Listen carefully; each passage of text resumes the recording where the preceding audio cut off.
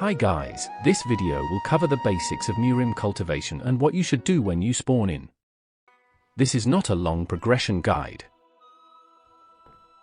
I would recommend doing the tutorial to learn the basic mechanics of the game, but it's fine if you skipped it.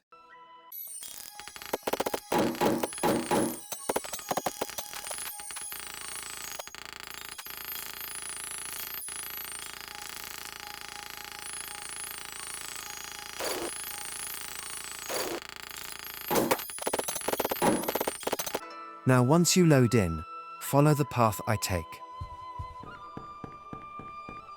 Before you fight any enemies, you should cultivate for a minute or two to make sure you are strong enough, so I'll lead you to a 2x QI zone which you have access to from the beginning of the game.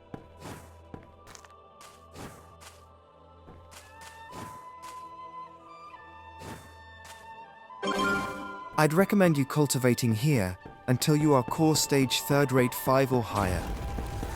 Before we continue, I would like you to take a moment and read over the controls, since I won't be telling you anything related to the controls past this point. Once you are 3rd rate 5, follow the path I take to get to the bandits. Bandits are important enemies who drop low crystals, an important item for your body breakthroughs. If you get lost, you can activate your QI vision. Your QI vision shows you where all the important enemies are.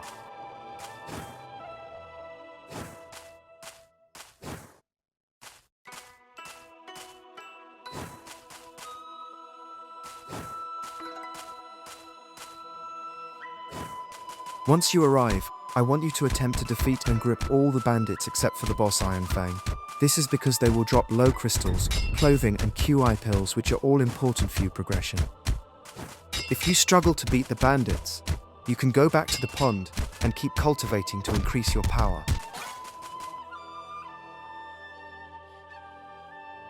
Keep farming bandits till you get 20 low crystals and hopefully a few QI pills. After farming 20 low crystals, I want you to hold them out and consume them. Consuming items are typically the only way that they count towards a quest. Once consumed, go back to the pond.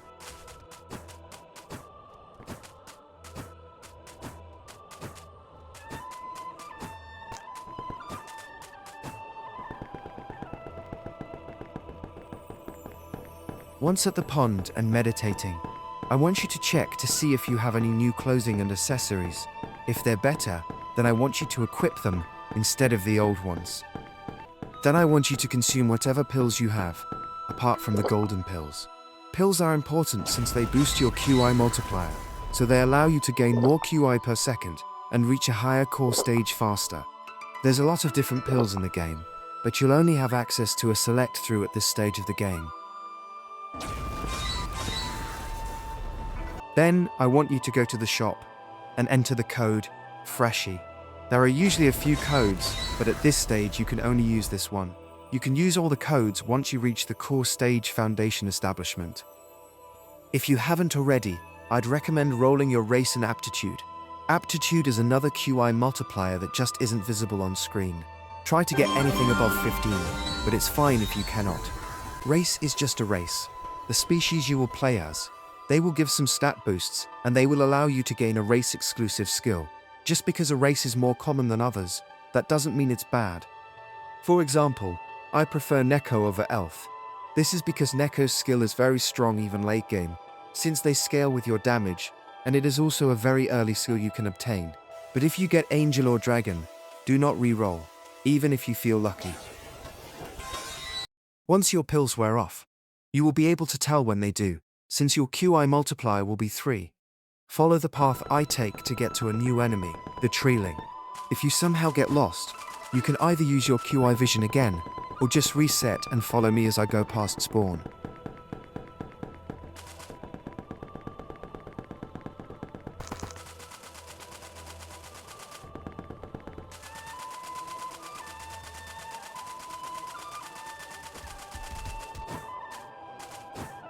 Even if you are lower than my core stage, you should still be able to defeat them if you are careful, since I defeated one at 1st rate 1.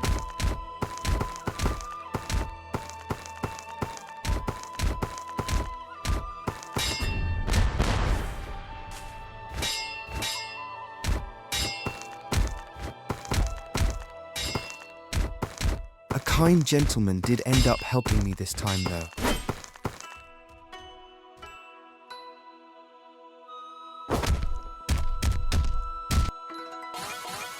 Then I want you to consume 2 intermediate crystals to finish your body breakthroughs.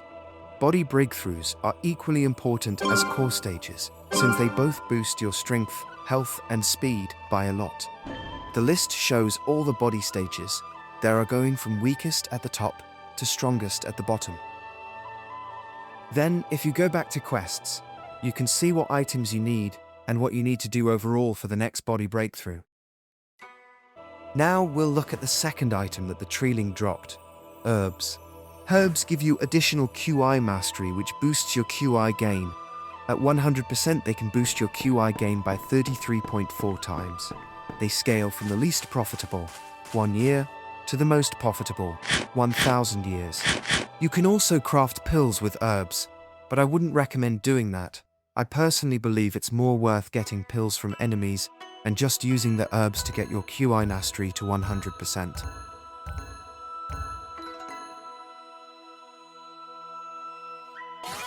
And it's as simple as that.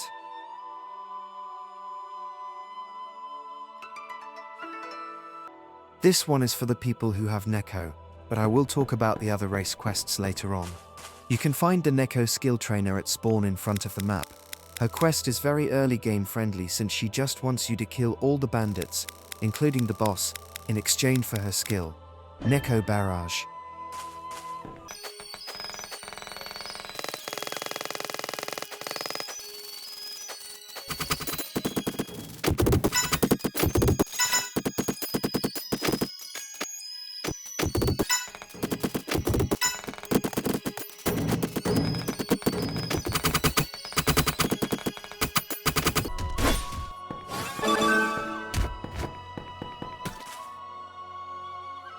And it's as simple as that.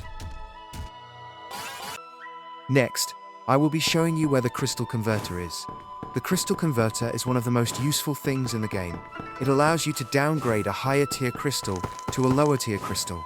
For example, an intermediate crystal would give 2 low crystals, and an advanced crystal would give 2 intermediate crystals, or 4 low crystals.